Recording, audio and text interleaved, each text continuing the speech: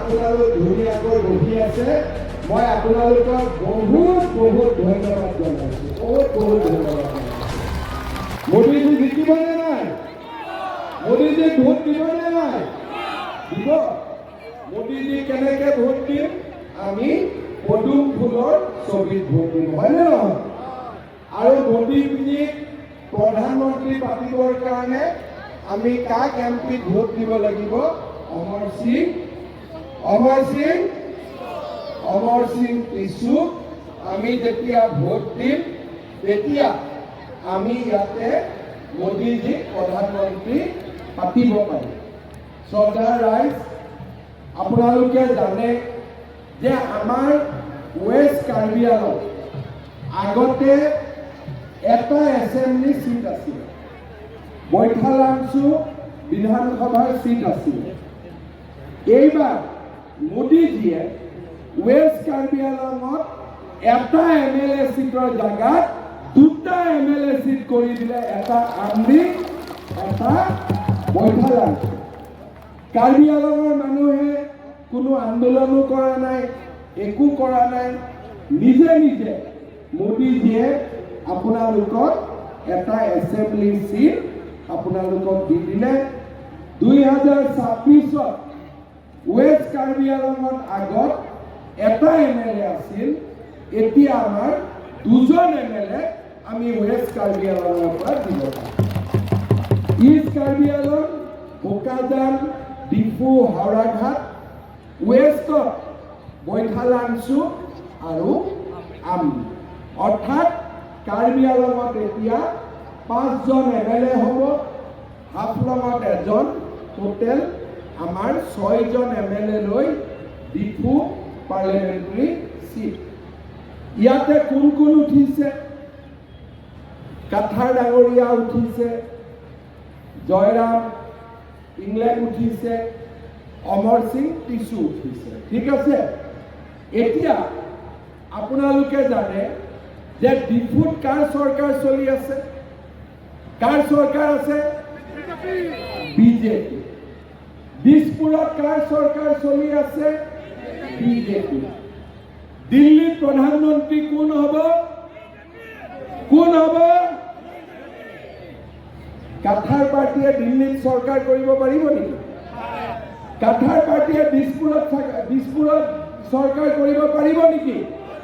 কাথাৰ পাৰ্টিয়ে ডিফুত চৰকাৰ কৰিব পাৰিব নেকি? যদি দিল্লীতো চৰকাৰ নাই, দিছপুৰতো চৰকাৰ নাই, ডিফুতো চৰকাৰ নাই, কাথাৰে আমাক কি কৰি দিব? আমি গৰুটোক দানা খুৱাই আছো, গাখীৰটো নোলাবই, হয় নহয়? গৰু দানা খাব কিন্তু গাখীৰ নোলাব। কিয় নোলাব? ইণ্ডিপেণ্ডেণ্ট পাৰ্টিটো কোনো চৰকাৰ নহয়। চৰকাৰ হ'লে বিজেপিৰ হ'ব, মোদীজীৰ চৰকাৰ হ'ব। কাৰ্বি আংলঙৰ আমি ডেভেলপমেণ্ট কৰিব লাগিব। আজি আপোনালোকে চাওক, মই অলপ আগতে হাওৰাঘাটত আছিলোঁ। আগতে হাওৰাঘাটৰ পৰা আমি যদি খেৰণি আহিব লাগে, আমাৰ ৰাস্তাৰ কি অৱস্থা আছিল? এতিয়া আপোনালোকে দেখিছে হাওৰাঘাটৰ পৰা খেৰণিলৈকে আমি কিমান ধুনীয়া ৰাস্তা নিৰ্মাণ কৰিছোঁ। আপোনালোকে বাহিৰত ওলাই গ'লে দেখা পাব পাৰে। যেতিয়া কাউন্সিলৰ ইলেকশ্যন হৈছিলে, তেতিয়া আমি ৰাইজক কৈছিলোঁ যে ৰদা গাঁৱৰ পৰা মই আমচৈলৈ ৰাস্তাটো বনাই দিম। ৰাইজক মই কৈছিলোঁ যে খেৰণি চাৰিআলিৰ পৰা লামচাখাঙলৈকে আমি ৰাস্তা বনাই দিম। সেইটো ৰাস্তা হৈ গ'ল। হামৰেনৰ পৰা দলকাম হাওৰাঘাট তিনিআলি, আৰু আমি ক'ত নতুন ৰাস্তা দিলোঁ? খেৰণিৰ পৰা জিৰিকুন্দা। তাৰমানে আজি কাউন্সিলৰ ইলেকশ্যনৰ পিছত, আপোনালোকৰ কাউন্সিল ইলেকশ্যন হোৱা 1.5 বছৰ হৈছে। 1.5 বছৰত নতুন ৰাস্তা আমি কি চেংচন কৰিলোঁ? প্ৰভাত তাৰোতাতে মই কেম্পেইনত গৈছিলোঁ। ৰাইজে কৈছিলে যে ৰদা গাঁৱৰ পৰা আমৰি বনাই দিলোঁ, আমচৈ হৈ গ'ল।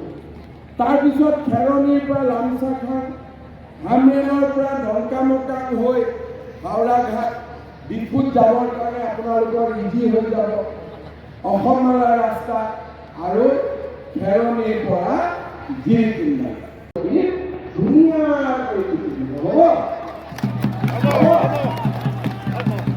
আৰু পদুম ফুল কেই নম্বৰত আছে 1 নম্বৰত কেই নম্বৰত আছে 1 নম্বৰত পদুম ফুলটোত আপোনালোকে পাঁচ কৰি মাৰি দিব একদম মৰমত হ'ব শব্দটো টুকুক কৰি উঠিব ভোট হৈ গ'ল পদুম ফুলটো কলা হৈ যাব লাগিব মানুহে গম পাব যে ইয়াত বিজেপিয়ে বিজেপি ইলেকশ্যনৰ কাম নাই হয়নে নহয় মই ঠিক কৈছো নে সকলোৱে 1 নম্বৰ মেচিনত 1 নম্বৰত আছে অমৰ সিং কিশুক আমি ভোট দিম নৰেন্দ্ৰ মোদীক আমি প্ৰধানমন্ত্ৰী পাতিম হ'ব সকলোৱে ৰেডি বহুত গৰম হৈ আছে মই বহুত দেৰি আপোনালোকক আমনি নকৰোঁ আজি ইমান গৰম দিনৰ 2টা বাজিছে আপোনালোকে 11টাতে আহিছে কিজানি হয়নে নে 10টাতে আহিছে ইমান কষ্ট কৰি আপোনালোক আহিছে মই সঁচাকৈ মোৰ মনটো বহুত ভাল লাগিছে আপোনালোকক দেখি মই আপোনালোকক আকৌ এবাৰ মোৰ নমস্কাৰ জনাইছোঁ সকলোকে ঠিক আছে আপোনালোকে আমাক ভাল পায় বিজেপিক ভাল পায় বৈঠাদাৰ চুকটো ৰ'দতো মানুহ থাকে বৰষুণতো মানুহ থাকে যেতিয়াই মই আহোঁ আপোনালোকৰ কাৰণে সদায় মই লগত আছোঁ মোদীজী আছে আৰু তুলিৰাম ৰংঘাঙ আছে আগতে তুলিৰাম ৰংঘাঙে ইষ্ট কাৰ্বি আংলঙত প্ৰধানমন্ত্ৰীক লৈ আহিলে তুলিৰাম ৰংঘাঙক কৈ কেতিয়াবা আমি প্ৰধানমন্ত্ৰীক ৱেষ্ট কাৰ্বি আংলঙতো লৈ আহিলোঁ হ'ব যাতে আমাৰ ৱেষ্ট কণ্ট্ৰেক্টৰ হৈ গ'ল কামো আৰম্ভ হৈ গ'ল আজি আমি কিয় কৰিব পাৰিছোঁ কাৰণ দিল্লীত মোদীৰ চৰকাৰ দিছপুৰত বিজেপিৰ চৰকাৰ আৰু ডিফুত তুলিৰাম ৰংঘাঙৰ চৰকাৰ 3 জেগাত বিজেপিৰ চৰকাৰ থকাৰ কাৰণে আজি কাৰ্বি আংলঙত ডেভেলপমেণ্ট হৈছে কাৰ্বি আংলঙত কাৰ্বি তিৱা বড়ো গাৰো আদিবাসী আৰু নেপালী গোৰ্খা অসমীয়া বেংগলী আদি সকলো মানুহ আজি শান্তিত বাস কৰি আছে কাৰণ কাৰ্বি আংলঙত দিছপুৰত দিল্লীত বিজেপি চৰকাৰ আছে বিজেপি চৰকাৰ থকাৰ কাৰণে আজি আমাৰ কাৰ্বি আংলঙত সম্পূৰ্ণ শান্তি হৈছে আৰু এইবাৰ আপোনালোকে জানি ভাল পাব যে কাৰ্বি আংলং ৱেষ্ট কাৰ্বি আংলঙত মেট্ৰিকৰ ৰিজাল্টটো ধুনীয়া হৈছে এইবাৰ মেট্ৰিকৰ ৰিজাল্টটো আমাৰ ভাল হৈছে শ্ৰদ্ধাৰ ৰাইজ এতিয়া আমি আগতকৈ কি কৰিব